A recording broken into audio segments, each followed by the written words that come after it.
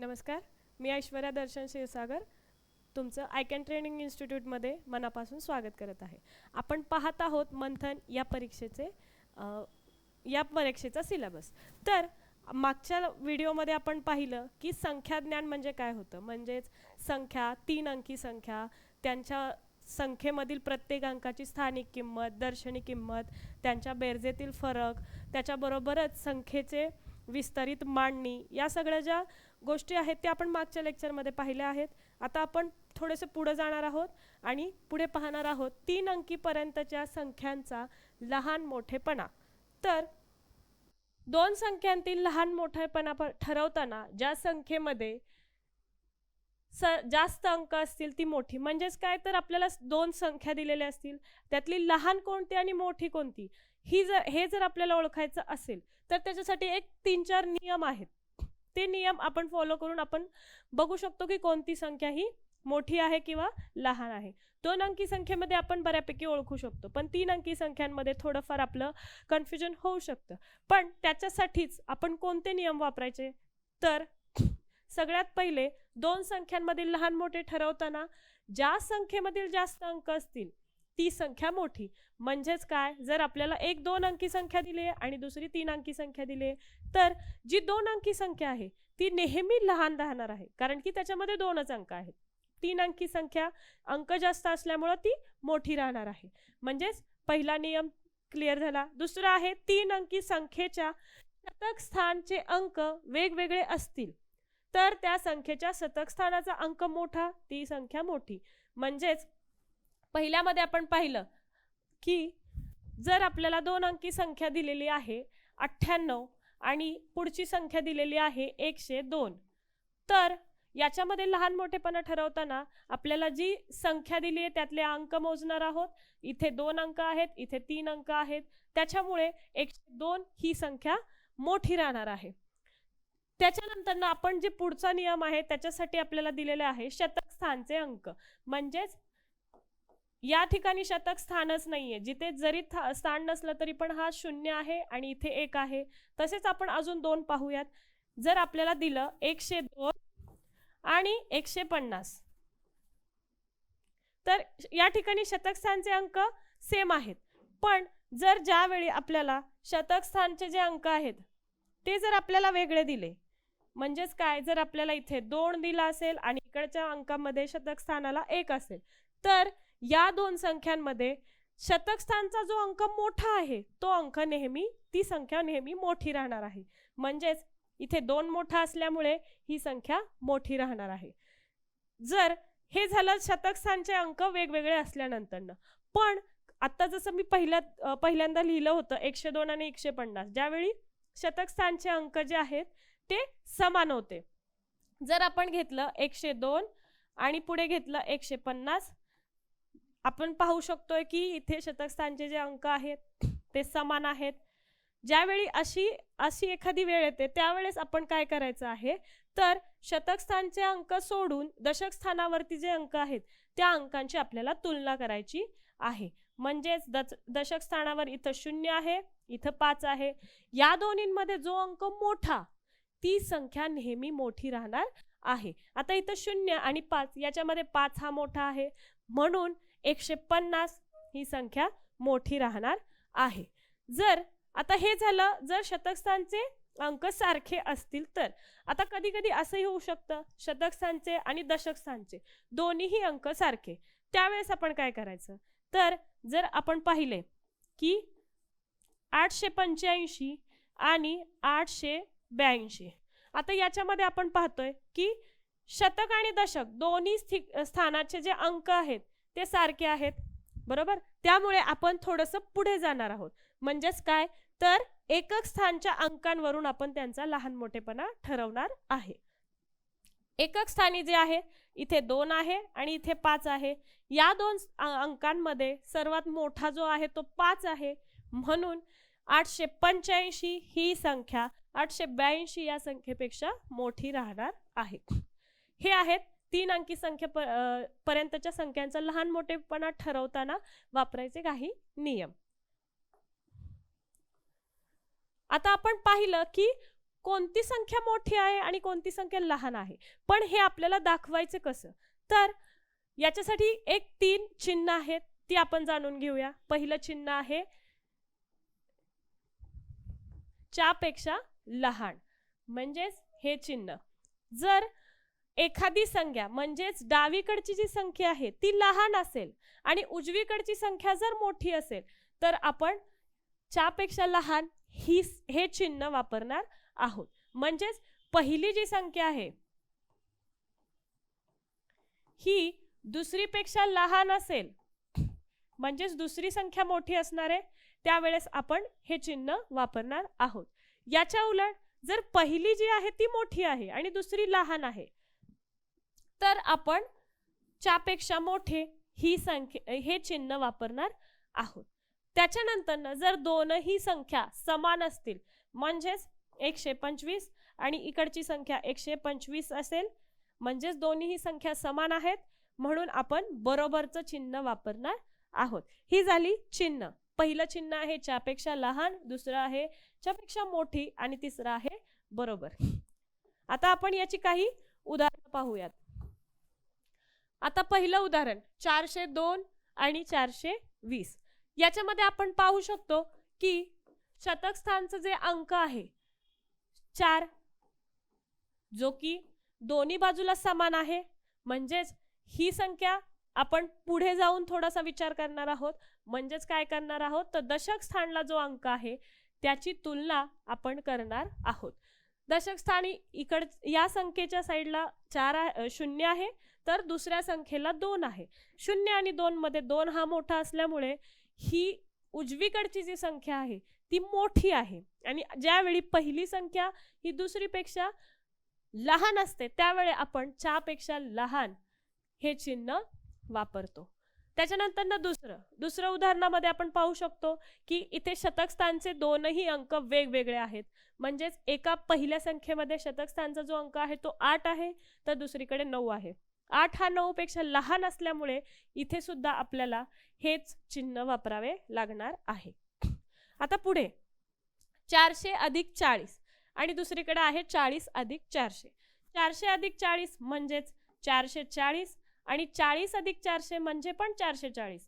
या ठिकाणी आपण पाहतोय की 440 आणि 440 या दोनही संख्या समान आहेत, त्याच्यामुळे आपण इथे बरोबर हे चिन्ह वापरणार आहोत. आता पुढचं जे आहे ते गुणाकाराच्या स्वरूपात आहे. इथे आपण पाहू शकतो की 7 8 जे असतात ते 56 होतात आणि 9 9 81, म्हणजेच याच्यामध्ये आपल्याला आपण पाहू शकतो पहिली जी संख्या आहे ती आहे 56, दुसरी आहे 81. याच्यामध्ये दोनही संख्यांमध्ये 56 ही लहान आहे, त्याच्यामुळे इथे सुद्धा च्यापेक्षा लहान हेच चिन्ह येणार आहे. पुढे आहे भागाकाराच्या स्वरूपात. आता इथे काय करायचं आहे, तर आपल्याला इथं पहिले भागाकार करून घ्यायचा आहे आणि मग ठरवायचे आहे की कोणती संख्या मोठी कोणती लहान आहे. याच्यामध्ये आपण पाहू शकतो 121 भागिले 11. 11चा वर्ग हा 121 असतो, हे तर तुम्हाला माहितच आहे. म्हणजेच 121 ला जर आपण 11ला भागले तर आपल्याला 11 ही संख्या मिळते.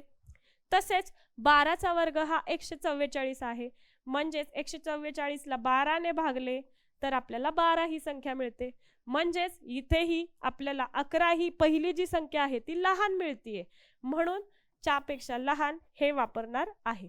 आता हे सगळं झालं ज्यापेक्षा लहान मध्येच. आपण थोडंसं एक वेगळं उदाहरण पाहूया. याच्यामध्ये आपण पाहूया 553 आणि 551.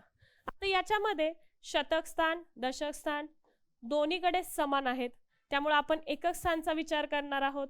एकक स्थानी 3 आणि दुसऱ्याकडे 1 असल्यामुळे पहिली संख्या ही मोठी आली आहे. पहिली संख्या मोठी आल्यामुळे आपण च्यापेक्षा मोठी हे चिन्ह इथे वापरणार आहोत. यानंतर आपण पुढचा टॉपिक पाहणार आहोत. पुढचा टॉपिक आहे दिलेल्या अंकांवरून संख्या तयार करणे. म्हणजेच आपल्याला माहित असेल तर एक अंक जे आहेत ते 0 ते 9 पर्यंत असतात. त्यानंतर 2 अंकी संख्या चालू होतात, त्याच्यानंतर 3 अंकी अशा संख्या पुढे पुढे वाढत जातात. तर आता आपल्याला काही अंक दिले जातात, त्याच्यावरून आपण संख्या बनवायच्या आहेत. म्हणजेच काय, तर जर आपल्याला 1 हा अंक दिलाय,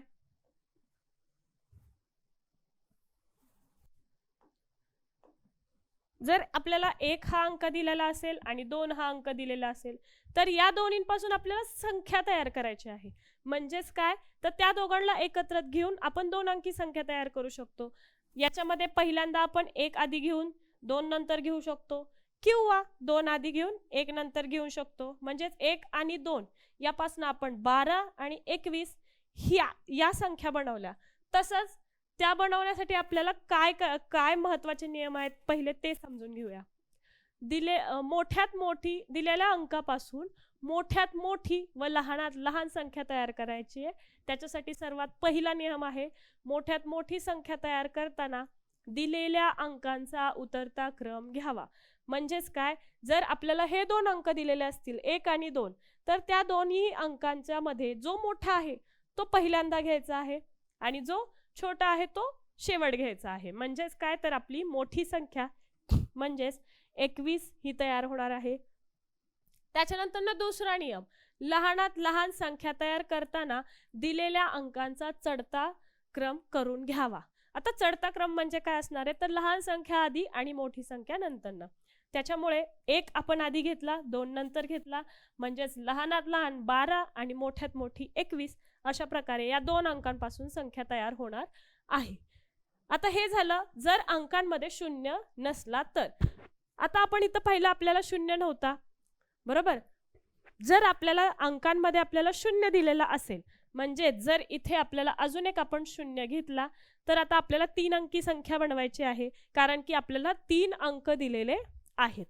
लहानात लहान संख्येसाठी जर अंकामध्ये 0 असेल तर अगोदर 0 पेक्षा मोठा अंक व नंतर 0 व इतर अंक चढत्या क्रमाने घ्यावेत. याचा अर्थ काय, जर आपण 0 1 2 जर हेच चढत्या क्रमाने घेतले 0 1 2, तरी पण ही संख्या 12च होणार आहे, जी की 2 अंकीच होणार आहे. पण आपल्याला संख्या 3 अंकी हवी आहे. त्याच्यासाठी लहानात लहान संख्या तयार करण्यासाठी 0च्या पुढे जो मोठा आहे तो अंक पहिल्यांदा घ्यायचा आहे, नंतर 0 घ्यायचा आहे आणि नंतर बाकीचे अंक जे आहेत ते चढत्या क्रमाने लावायचे आहेत. म्हणजेच 2 इथे येणार आहे. आपण पाहू शकतो लहानात लहान 3 अंकी संख्या 102 तयार झालेली आहे 0 1 2 हे अंक वापरून. आणि उतरत्या क्रमाने ज्यावेळेस आपण लावतोय त्यावेळेस 0 हा शेवटला घेतला तरी चालेल. ज्यावेळेस 0 हा अंकांच्या आधी लागतो त्यावेळेस त्याला किंमत नसते, पण जो 0 जो आहे तो उजवीकडे लागतो त्यावेळेस त्याला किंमत असते आणि तो किंमत वाढते. म्हणजेच काय, तर मोठ्यात मोठी जी 3 अंकी संख्या तयार होणार आहे ती आहे 210. तर आपण आता याचे उदाहरण पाहूयात. आता एक उदाहरण पाहूया. त्याच्यामध्ये 4 9 आणि 7 हे अंक दिलेले आहेत. याच्यामध्ये सर्वात छोटा अंक आहे 4. त्यामुळे जर आपल्याला लहानात लहान संख्या तयार करायची असेल तर सर्वात पहिले आपल्याला 4 घ्यावे लागणार आहे, त्याच्यानंतर 7 आणि त्याच्यानंतर 9. हेच उलट फक्त आपल्याला मोठ्या संख्येमध्ये लिहायचंय. म्हणजेच काय, 9 7 आणि 4. म्हणजे 4 9 आणि 7 हे अंक वापरून आपण 479 आणि 974 अशा 2, एक लहानात लहान आणि दुसरी मोठ्यात मोठी संख्या तयार करू शकतो. त्याच्यानंतर दुसरं उदाहरण आहे. याच्यामध्ये आपल्याला 0 दिलेला आहे 5 0 2 9. आता याच्यामध्ये जर 0 आपण आधी घेतला तर आपल्याला 3 अंकी संख्या मिळेल, पण आपल्याला अंक तर 4 दिले आहेत, बरोबर. म्हणून आपण काय करणार आहोत, 0 नंतर जो मोठा अंक आहे जो की 2 आहे तो आधी घेणार आहोत, त्याच्यानंतर 0 घेणार आहोत, नंतर राहिलेले जे अंक आहेत ते चढत्या क्रमाने लावून आपली पहिली लहानात लहान संख्या तयार झालेली आहे जी की आहे 2059. आणि उतरत्या क्रमाने ज्यावेळेस आपण लावणार आहोत त्यावेळेस 0 हा शेवटच घेणार आहे. म्हणजेच मोठा अंक 9 5 2 0 म्हणजेच 9520 ही संख्या आपली तयार झालेली आहे. याच्यानंतर आपण पाहणार आहोत अशीच उदाहरणे. आता पहिला प्रश्न जो आहे तो आहे की 4, 3 आणि 7 या अंकांच्या साहाय्याने 400 पेक्षा मोठ्या किती संख्या तयार होणार आहेत? सर्वात पहिले आपण संख्या तयार करून घेऊ. 4, 3, 7 मध्ये सर्वात पहिले आपण तयार करणार आहोत.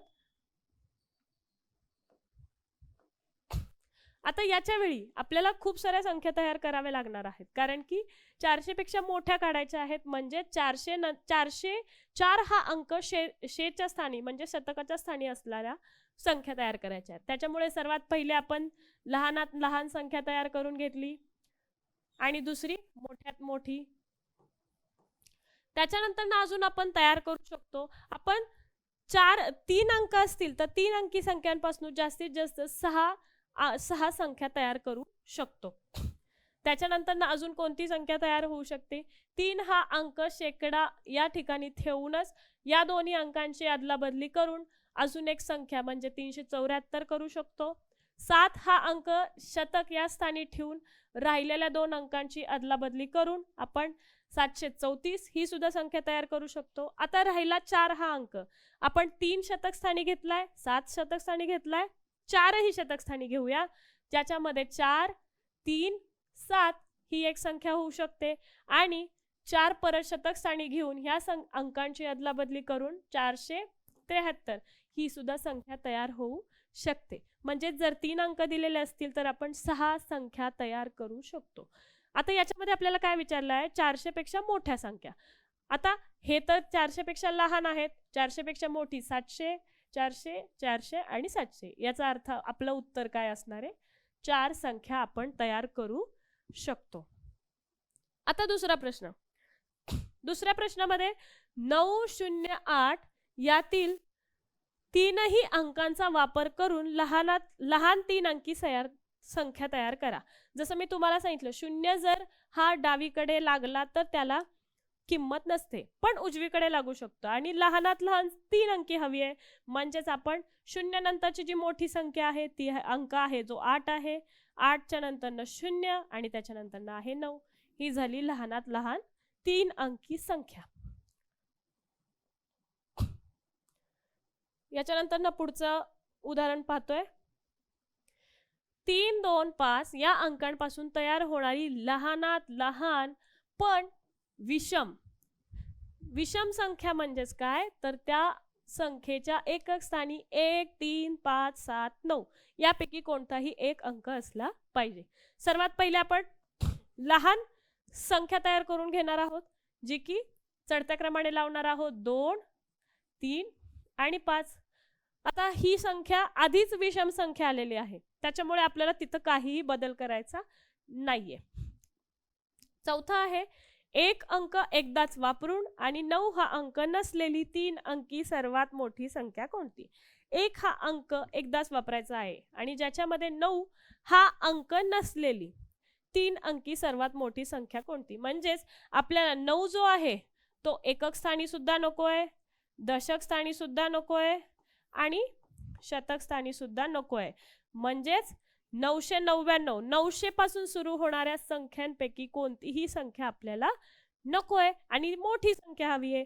999 सर्वात पहिली जी संख्या आहे 3 अंकीची जी 900 आहे, जिथे 9 हा अंक आहे. 900च्या आधी जी आहे ती 899 आहे, पण इथेही 9 आहे, आपल्याला तो नकोय. मग जर 890 पर्यंत गेलो तर तिथेही 9 मिळतोय. त्याच्या आधी जाऊया 889, तिथेही आपल्याला 9 मिळतोय. आता आपल्याला 9 नकोय, म्हणजेच काय होणार आहे? याच्या खाली अजून एक अंक जाणार आहे, म्हणजेच 888.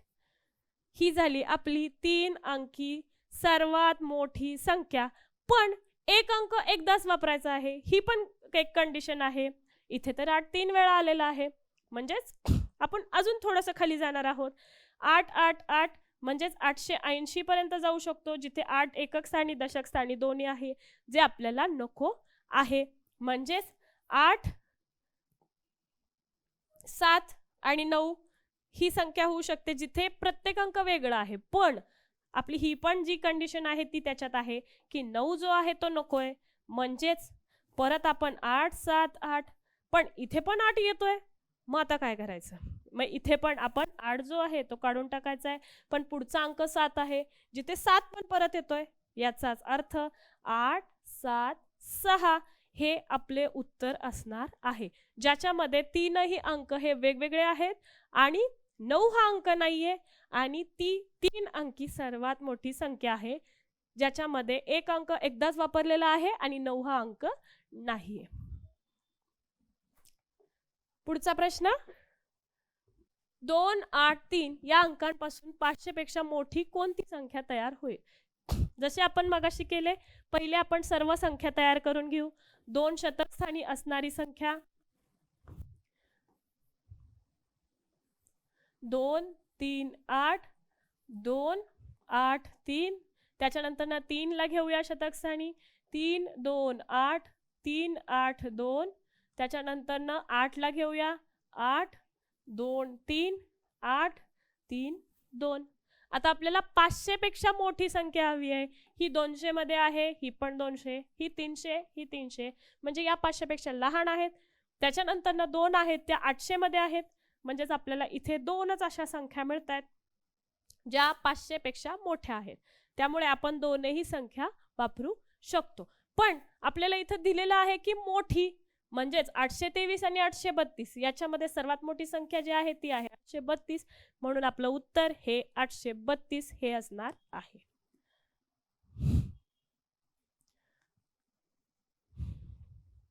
चला आता आपण पुढचा टॉपिक पाहणार आहोत, 3 अंकी संख्यांचा चढता व उतरता क्रम.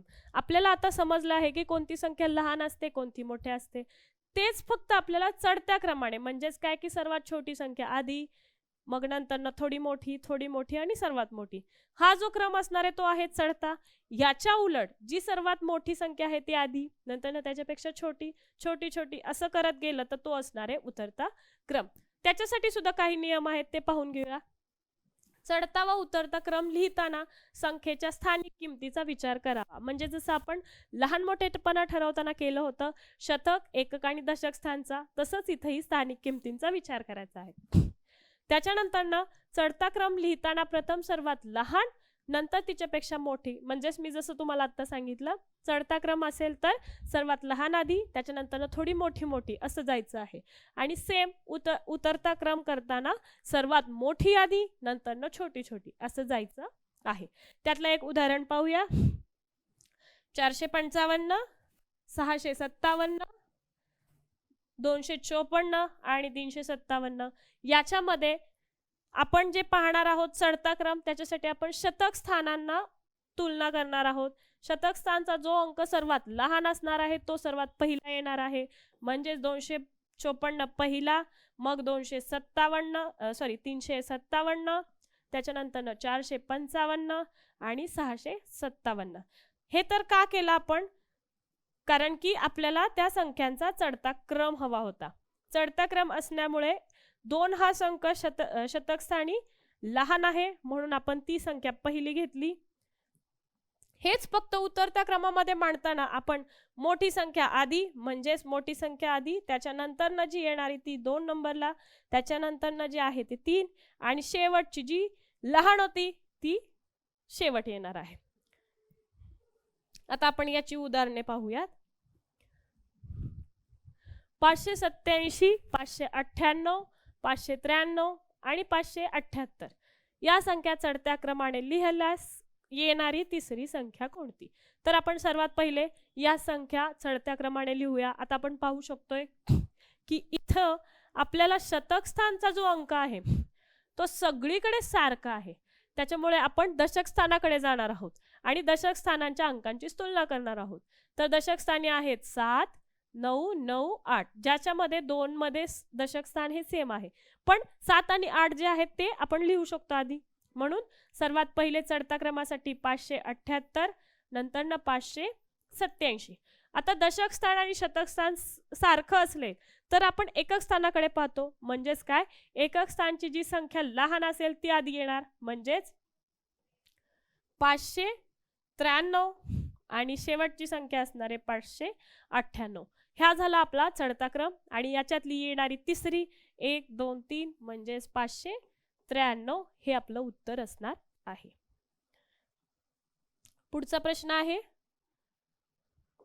603, 630, 306, 360 या संख्या उतरत्या क्रमाने लिहिल्यास शेवटची संख्या कोणती? उतरत्या क्रमाने लिहायचं आहे, याचा अर्थ सर्वात मोठी संख्या जी आहे ती पहिली येणार आहे. आता याच्यामध्ये शतक स्थान सेम असलेले या दोन संख्या आहेत, त्यामुळं पण 6 अंक मोठा आहे, त्याच्यामुळं आपण पहिले या दोन संख्यांचा विचार करणार आहोत. 603 आणि 630 याच्यामध्ये दशक स्थानी 0 आहे, इथं 3 आहे, याचा अर्थ 630 मोठी आहे, ती पहिले लिहिली. नंतर 603. आता 300 कडे जाणार आहोत. 300 कडे जाताना आपण परत सेम दशक स्थानचा विचार करणार आहोत, जिथे मोठा आहे तो पहिले लिहिणार आहोत. 360 आणि नंतर 306. हा झाला आपला उतरता क्रम. याच्यातली सर्वात शेवटची संख्या आहे 306, म्हणून आपलं हे उत्तर असणार आहे. आता परत पुढचा प्रश्न 121 ते 129 या संख्या उतरत्या क्रमाने लिहिल्यास, म्हणजेच काय की सर्वात मोठी संख्या ही आधी लिहायची आहे. लिहून घेऊया. 129, 128, 127, 126, 125, 124, 123, 122 आणि 121. याच्यातली आपल्याला चौथी संख्या ओळखायची आहे, म्हणजेच 1 2 3 4 126 हे आपलं उत्तर असणार आहे. पुढचा प्रश्न 708, 780, 738, 368 या संख्या उतरत्या क्रमाने मांडल्यास दुसऱ्या व चौथ्या संख्येतील फरक काढायचा आहे. फरक म्हणजेच काय, त्या दोन संख्यांची वजाबाकी करायची आहे. सर्वात पहिले आपण उतरत्या क्रमाने मांडून घेऊया. सर्वात पहिली संख्या जी आहे ती येणार आहे 780, त्याच्यानंतर येणार आहे 738, त्याच्यानंतर 708 आणि नंतर येणार आहे 368. आता याच्यामध्ये दुसऱ्या व चौथ्या म्हणजेच ही जी संख्या आहे या दोन मधला फरक काढायचा आहे. 738, 368. आता याच्यामध्ये फरक काढायचा आहे, तर याच्यामध्ये जो फरक निघणार आहे त्याच्यामध्ये आपल्याला उसण्याची वजाबाकी करायची आहे. म्हणजेच काय, तर 8 मधनं 8 गेले 0, 3 मधून 6 जात नाही, म्हणून आपण 7 कडून एक उसना घेणार आहोत, जिथे 6 होणार आहे, आणि 3 चे 13 होणार आहेत. 13 चे 6 झालेले आहेत. 13 मधून 6 गेले राहिले 7, 6 मधून 3 गेले राहिले 3, म्हणजेच आपलं उत्तर जे आहे 370 हे असणार आहे. आपण इथे फरक म्हणजेच वजाबाकी केलेली आहे.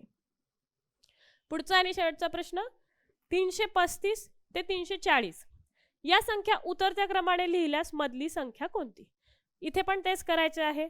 340, 339, 338, 337, 336 आणि 335. आता याच्यामधले मधली संख्या ओळखायची आहे, म्हणजे ही. याच्यामध्ये मध्ये संख्या कोणतीही येत नाहीये, कारण की आपल्याला 335 पासून सुरुवात करायची होती. जर आपल्याला 336 पासून सुरुवात करायची असती तर आपल्याला मधली संख्या ही 338 मिळाली असती. आता आपण पुढचा टॉपिक पाहणार आहोत. हा जरासा वेगळा आहे, पण संख्या ज्ञान मधलाच आहे. आता आपल्याला 1 ते 100 अंक तर माहित आहेत. आता आपण पाहणार आहोत 1 ते 999 पर्यंतच्या सम व विषम संख्या ओळखता येणे. आता सम संख्या म्हणजे काय असतं, तर कोणत्याही संख्येच्या एकक स्थानी जर 0, 2, 4, 6, 8 हा अंक असेल तर ती संख्या सम असते. म्हणजेच काय, जर त्या संख्येला 2 ने निशेष म्हणजेच बाकी 0 राहील असा भाग गेला तर ती संख्या सम असते.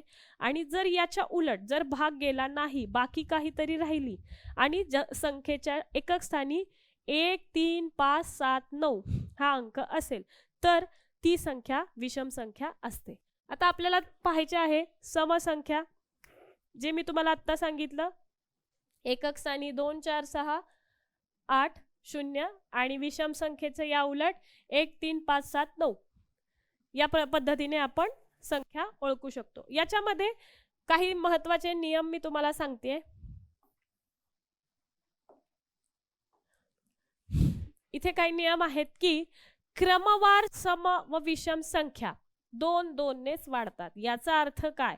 क्रमवार म्हणजे सलग येणाऱ्या, म्हणजे 2 4 6 8 जसे इथे आहे तसेच 12 14 16 18 या ज्या संख्या आहेत तसेच विषम संख्या ही म्हणजेच 13 15 17 19 या विषम संख्या यांच्यामधला जो फरक आहे हा नेहमी 2च असतो. 2 समसंख्यांची बेरीज वजाबाकी गुणाकार समसंख्याच येते. म्हणजेच काय, जर 2 समसंख्या घेतल्या 12 आणि 14, 12 अधिक 14 बरोबर 4 आणि 2 6, 1 आणि 1 2, याचा अर्थ समसंख्या आलेली आहे. पुढचं आहे वजाबाकी करूया. 14 वजा 12 बरोबर 2, म्हणजे ही पण समसंख्या आलेली आहे.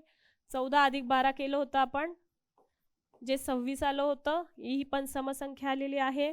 आणि गुणाकार याच्यामध्ये 14 आणि 12चा गुणाकार करणार आहोत. 12 चौक 48,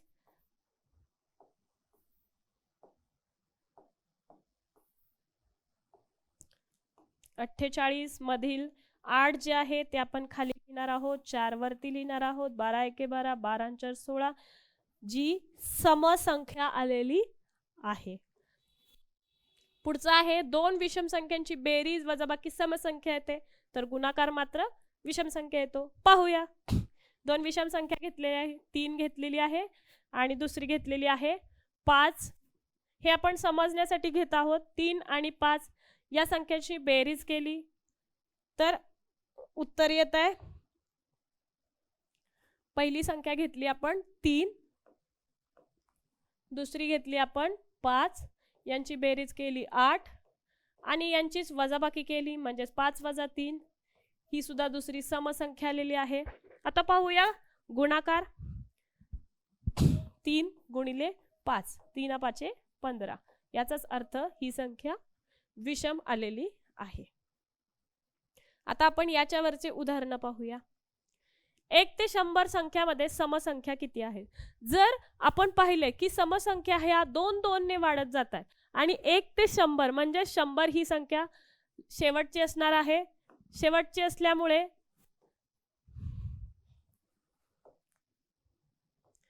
100 या संख्येमध्ये पाहू शकतो एकक स्थानी हा 0 आहे, म्हणजे ही संख्या सम आहे. आणि पहिल्या सगळ्यात छोटी समसंख्या जी आहे ती 2 आहे.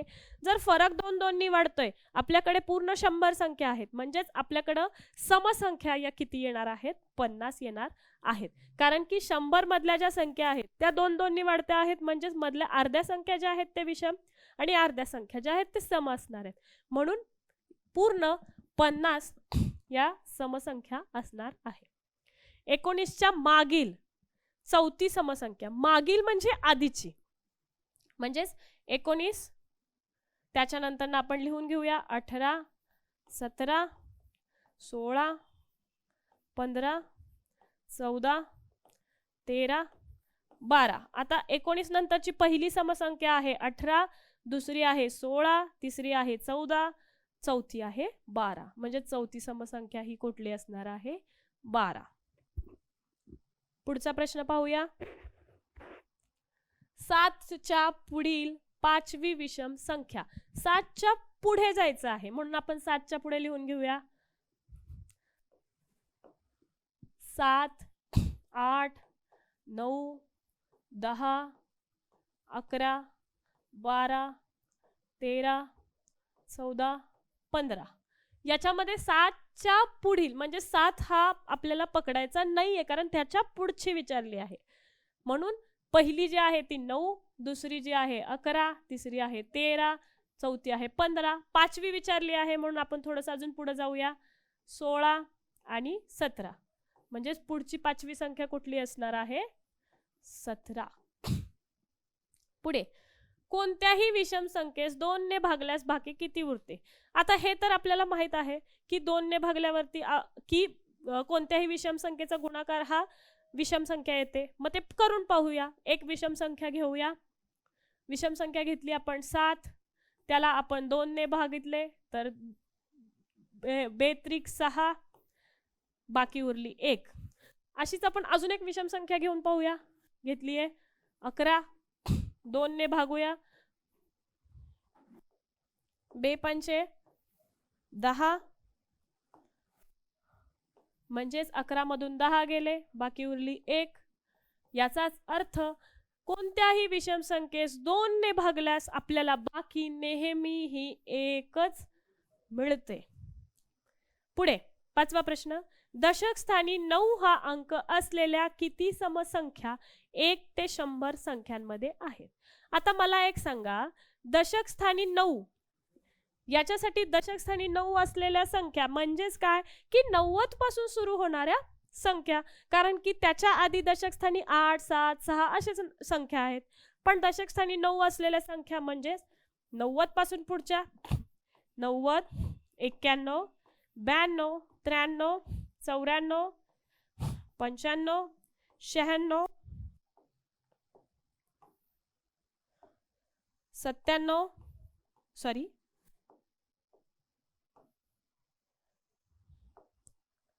97, 97, 98 आणि 99. कारण दशक स्थानी आपल्याला 9 हवे आहेत आणि संख्या फक्त 1 ते 100 मधल्या हव्या.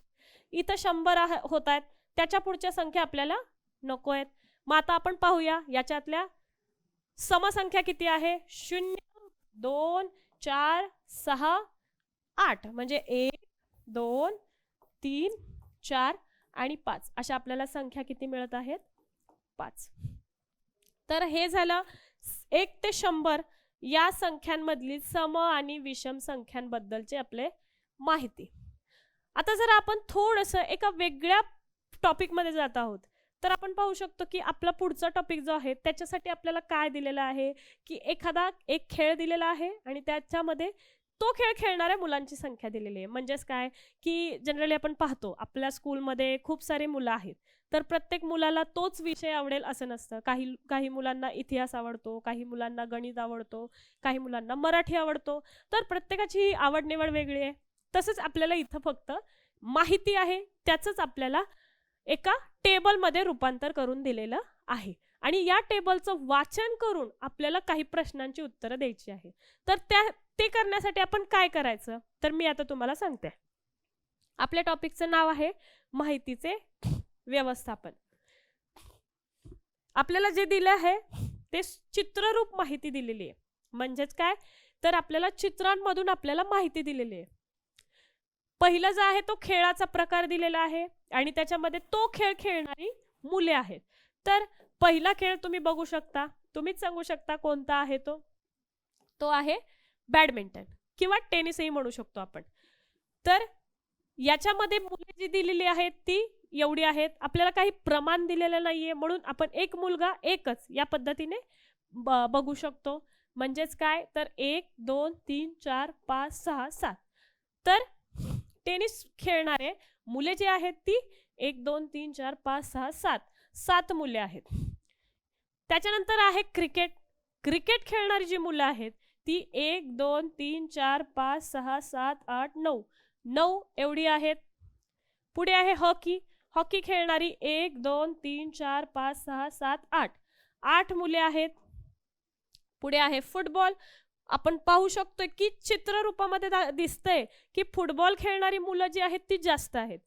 मग ती मोजूयात किती आहेत. 1, 2, 3, 4, 5, 6, 7, 8, 9, 10, 11 ही सर्वात जास्त मुले आहेत जी फुटबॉल खेळत आहेत.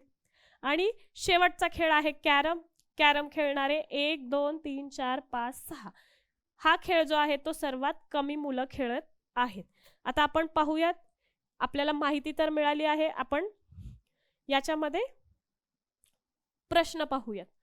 तर आपल्याला दिलाय क्रिकेट खेळणाऱ्यांची संख्या किती आहे. आपण आताच मोजली. क्रिकेट खेळणाऱ्यांची संख्या 1, 2, 3, 4 आणि 5, 9 म्हणजेच आपल्याला क्रिकेट खेळणाऱ्यांची संख्या मिळाली आहे 9. पुढे आहे हॉकी. हॉकी खेळणारी पण आपण आताच मोजले 1, 2, 3, 4, 5, 6, 7, 8 हॉकी खेळणाऱ्यांची संख्या जी आहे ती 8 आहे.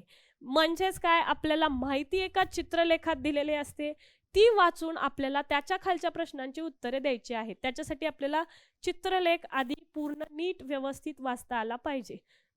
त्याच्यानंतर ना पुढचा आहे प्रश्न, सर्वात कमी मुले कोणता खेळ खेळत आहेत. मगाशीच तुम्हाला सांगितलं की कॅरम हा खेळ जो आहे तो सर्वात कमी मुलं खेळत आहेत, म्हणून कॅरम हा खेळ या प्रश्नाचं उत्तर असणार आहे. त्याच्या पुढचा प्रश्न आहे की सर्वात जास्त मुले कोणता खेळ खेळत आहेत. आपण पाहूया, सर्वात जास्त मुले फुटबॉल खेळताना दिसत आहेत, म्हणजे त्या प्रश्नाचं उत्तर असणार आहे फुटबॉल. पुढचा प्रश्न पाहूया, फुटबॉल खेळणाऱ्यांची संख्या क्रिकेट खेळणाऱ्यांपेक्षा कितीने जास्त आहे. म्हणजे आधी आपल्याला फुटबॉल खेळणाऱ्यांची संख्या बघायची आहे. फुटबॉल खेळणाऱ्यांची संख्या किती आहे,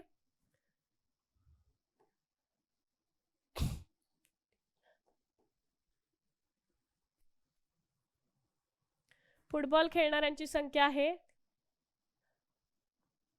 11 आणि क्रिकेट खेळणाऱ्यांची संख्या आहे 9. म्हणजेच या दोन्हींमध्ये फरक जो आहे तो 2चा आहे. म्हणजेच क्रिकेट खेळणारी मुले ही 9 आहेत, तर फुटबॉल खेळणारी मुलं ही 11 आहे. कॅरम खेळणाऱ्यांची संख्या टेनिस खेळणाऱ्यांपेक्षा कितीने कमी आहे. म्हणजे पहिले आपण कॅरम खेळणारी मुलं पाहणार आहोत. कॅरम खेळणारी मुले जी आहेत ती किती आहेत, 6 आहेत. तर टेनिस खेळणारी मुलं, टेनिस म्हणजेच आपण त्याला बॅडमिंटन ही म्हणू शकतो, जिथे चित्रात दिसत आहे 3 आणि 4 7, आणि कॅरम खेळणारी आहेत 6. म्हणजेच याच्यामध्ये फक्त 1चा फरक आहे, म्हणजेच कॅरम खेळणारी मुलं 1ने कमी आहेत. ही झाली आपली चित्रलेख, त्याचे व्यवस्थापन आणि त्याची माहिती. आता आपण पुढचा टॉपिक पाहणार आहोत. पुढचा टॉपिक जो आहे, आपण 1 ते 100 प्रश्न तर अंक तर पाहिलेत, ते तुम्हाला येतातही, तर त्याच्यावर आधारित प्रश्न काय असू शकतात हे आपण पुढच्या टॉपिक मध्ये पाहणार आहोत. आता याच्यासाठी सर्वात काही दिलेलं एक महत्त्वाची माहिती लिहून दिलेली आहे तुम्हाला, की 1 ते 100 या संख्यांमध्ये एकक स्थानी 0 असलेल्या एकूण 10 संख्या आहेत, आणि त्या संख्या आपल्याला त्यांनी लिस्ट करून दिलेल्या आहेत. त्याच्यामध्ये आपण पाहू शकतो एकक स्थानी 0 असलेल्या संख्या. याच्यामध्ये आपल्याला असं काही मेन्शन केलेलं नाहीये की 3 अंकी किंवा 1 अंकी 2 अंकी. 1 ते 100 यामधल्या ह्या पूर्ण एकूण किती संख्या आहेत, तर 10 संख्या आहेत. पुढे आहे 1 ते 100 या संख्यामध्ये एकक स्थानी व दशक स्थानी समान अंक असलेल्या, म्हणजेच आपण म्हणू शकतो की 11चा पाढा. याच्यामध्ये 11, 22, 23, 44, 55, 66, 77, 88 आणि 99 अशा किती 9 संख्या आहेत. 0 हा अंक 1 ते 100 या संख्यामध्ये 11 वेळा येतो. ही आपल्याला खूप महत्त्वाची माहिती आहे. अशा प्रकारचा प्रश्न आपल्याला खूप वेळा पडलेला आहे की 0 हा अंक 1 ते 100 मध्ये किती वेळा येतो, तर त्याचं उत्तर आहे 11. पुढचा आहे 1 हा अंक 21 वेळा येतो. म्हणजेच काय, 1 हा एकटाच असा अंक आहे जो 21 वेळा येतो, कारण की 1 ते 99 मध्ये तर तो 20 वेळा येतो, पण पुढचा जो नंबर आहे तो आहे 100, त्याच्यामध्ये सुद्धा 1 येतो, म्हणून 1 हा अंक 21 वेळा येतो. तर उरलेला प्रत्येक अंक म्हणजेच काय, 0 हा 11 वेळा, 1 हा 21 वेळा, आणि राहिलेले 2 3 5 2 3 4 5 6 7 8 9 हे जे अंक आहेत हे प्रत्येक अंक 20 वेळा येतात. आणि अजून एक महत्त्वाचं आहे की 0 ते 9 हे सर्व अंक एकूण 192 वेळा येतात. 2 अंकी संख्या एकूण 90 आहेत. म्हणजेच काय, तर 2 अंकी संख्या चालू होतात 10 पासून आणि संपतात 99 पर्यंत. म्हणजेच ह्या राहिलेल्या 9 आणि ही 3 अंकी संख्या 1 10, ह्या 100 संख्यांमधून 10 वजा केले, राहिल्या 90, म्हणून 2 अंकी संख्या या 90 आहेत. आता याच्यावरची आपण उदाहरणे पाहूया. मी आत्ताच तुम्हाला सांगितलं की 1 ते 100 या संख्यांमध्ये 21 वेळा येणारा अंक हा 1 आहे. याचे उत्तर आपल्याला मिळालेलं आहे. पुढचं आहे 1 ते 100 या संख्यामध्ये 11 वेळा येणारा अंक कोणता? जसं मी आता तुम्हाला सांगितलं 21 वेळा हा 1 येतो आणि 11 वेळा हा 0 येतो. बाकीचे सर्व जे अंक आहेत ते 20 वेळा येतात. त्याच्या पुढचा प्रश्न आहे 1 ते 100 या संख्यामध्ये एकक स्थानी 9 असलेला 9 हा अंक असलेल्या एकूण संख्या किती? आता सर्वात पहिले आपण हे लिस्ट करून घेऊया. आता आपण पाहू शकतो एकक स्थानी 9 असलेल्या संख्या म्हणजेच काय, तर या संख्या येणार आहेत त्या ज्यांच्या एकक स्थानी 9 आहे. 9 ही संख्या पण चालेल, कारण की आपल्याला तिथं असं दिलेलं नाहीये की 1 अंकी हवी आहे, 2 अंकी, 3 अंकी. त्यामुळं एकक स्थानचा 9, 19, 29, 39, 49, 59, 69, 79, 89, 99. म्हणजेच अशा किती संख्या आहेत ज्यांच्या एकक स्थानी 9 आहे, तर अशा 10 संख्या आहेत. त्याच्यानंतर पुढचा प्रश्न पाहू शकतो, ज्या 4 हा अंक नाही अशा 2 अंकी संख्या किती? हा जरासा प्रश्न कन्फ्युजिंग आहे. याच्यामध्ये आपण काय करू शकतो की जे आपण 41चा पाढा आहे तो वाचू शकतो, 41, 42. पण कधी कधी आपल्याकडनं अशी मिस्टेक पण होते की 40 पण आहे, त्याच्यानंतर 44 पण आहे, 24 पण आहे ज्याच्यात 4 हा अंक आहे, 14 आहे ज्याच्यामध्ये 4 हा अंक आहे. आपण ते अंक कॅल्क्युलेट करायला विसरतो. मग तेच आपल्याला करायचं नाहीये. आपण पाहूया. आणि आपल्याला विचारले आहे की 4 अंक नाही, म्हणून आपण सर्वात पहिले 4 अंक असणाऱ्या संख्या शोधूया.